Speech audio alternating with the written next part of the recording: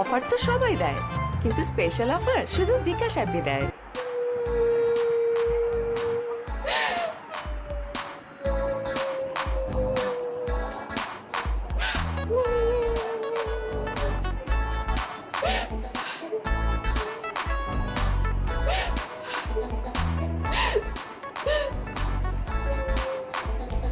আর সেই তখন থেকে কাঁদছো, তোমার কান্না দেখে তোমার কষ্ট হয়। এবারে সিমটমস দেখে আমি সত্যিই ভাবছিলাম মা হতে যাচ্ছি, কিন্তু হলো না। তোমাকে তো আমি জীবনে কোনো কিছুই দিতে পারি নাই। স্ত্রী হিসেবে একটা সন্তান তো উপহার দেওয়া উচিত ছিল। আমি অপয়া। এইভাবে বলো না, তুমি এইভাবে বললে আমার খুব কষ্ট হয়।